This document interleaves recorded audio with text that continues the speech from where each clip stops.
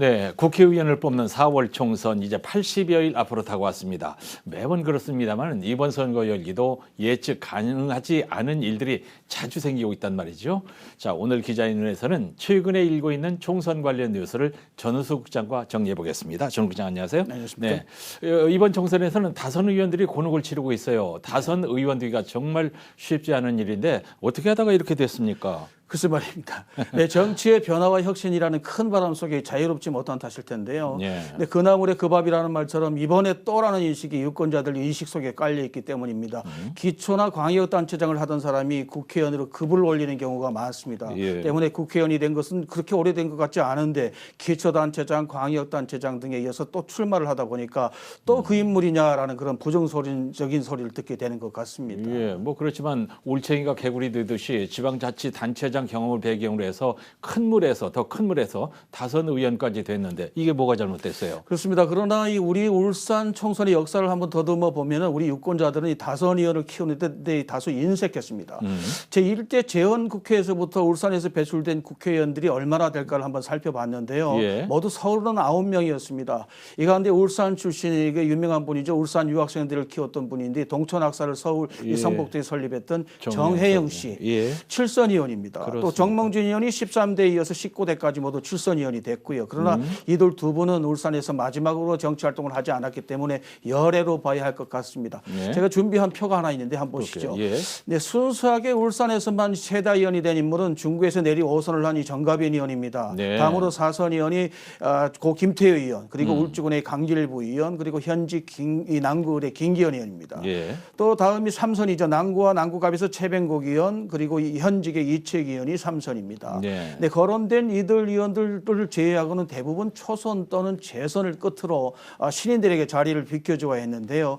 매번 총선에서 두세 명의 현직 의원들이 도전자에 밀려서 낙선을 했다는 것을 알 수 있습니다. 예. 이제 갑자기 들어보니까 돌아가신 분도 있고 신물나게 오래 해서 밀린 분도 있는 것 같은데 다선 의원 중에서 지금 제일 이제 곤혹스러운 처지에 있는 분 당대표 하다가 5선에 나선 김기현 의원이잖아요. 그분 그렇습니다. 어떻습니까 지금? 네, 지난해 3월이죠. 전당대회에서 당당히 당원들에 의해서 집권당 대표직에 올랐었는데 9개월 만에 뭐 당직을 내놓아야 했습니다. 네, 험지 출마 또는 지역구 출마 이 포기 압박을 계속 받아왔던 이 김기현이 최근 기자간담회 등에서 자신의 입장을 밝혔는데 예. 많이 답답해하고 억울해했습니다. 아니, 그렇겠습니까? 네, 윤석열 대통령하고 가까운 곳이 왜 문제냐. 예. 또 험지 출마를 자꾸 얘기하는데 내 지역구인 남구율이 그렇게 만만한 것은 아니다.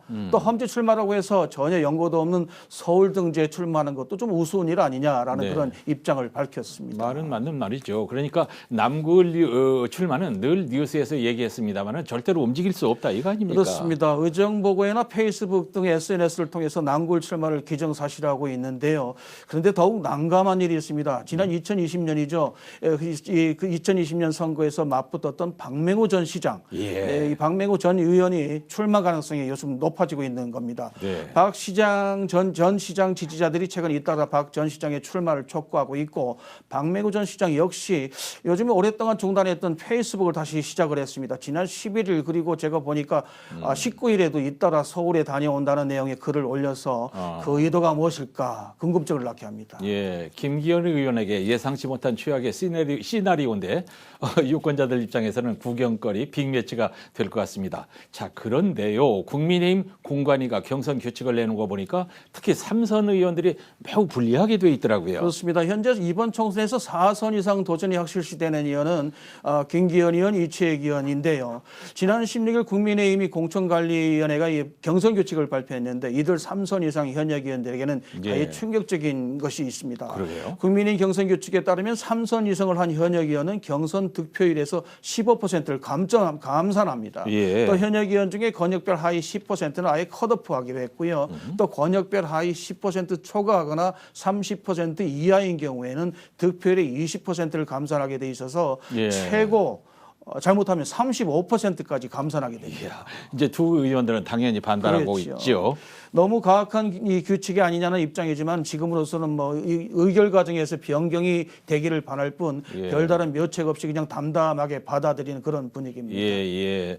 이채익 의원도요, 자리를 넘보는 신인들이 넘쳐나던데 자존심이 굉장히 상할 것 같아요. 안 그렇겠습니까? 근데 요즘 그 남구갑에 최건 변호사, 허은욱 전 울산 행정부시장, 김상욱 변호사, 박기성 울산교통방송사장 등 국민의힘 소속이 4명이나 도전장을 냈습니다. 예. 이채익 의원 최근 기자와의 대화에서 남구갑이 무슨 운동장이냐, 축구장이냐라며 현재의 심정, 불편한 심정을 밝힌 바 있습니다. 예, 참 웃을 일이 아닌데 더불어민주당도 적잖은 내용이 있을 것 같은데 전 국장하고 이름이 비슷한 분 전은수 변호사, 네네, 예, 그렇습니다. 민주당 영입 7호라면서요. 네, 39살의 울산 출신 전은수 변호사가 전격적으로 인재 영입 7호로 영입이 됐는데요. 부산에서 태어나서 울산에서 자란 전 변호사, 네, 울산에서 교사와 변호사 활동을 계속했다가 예. 한국에너지공단 상임갑수로까지 최근에 있었습니다.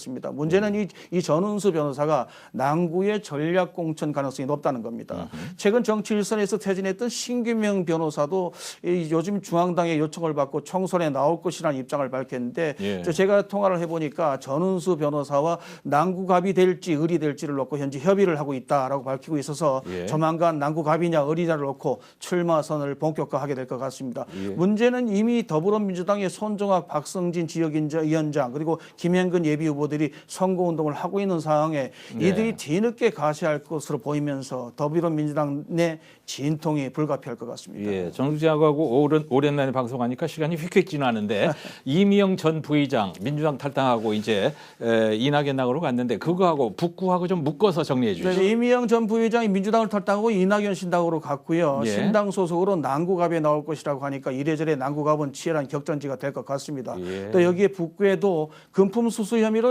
검찰로부터 기소되면서 참 답답한 처지에 놓이게 된 이상은 의원이 의원에 맞서서 이동건 북구청장 그리고 박병석 전 시의회 의장, 백운찬 전 시의원이 도전장을 던진 상황에서 그 결과도 현재 주목이 됩니다. 예.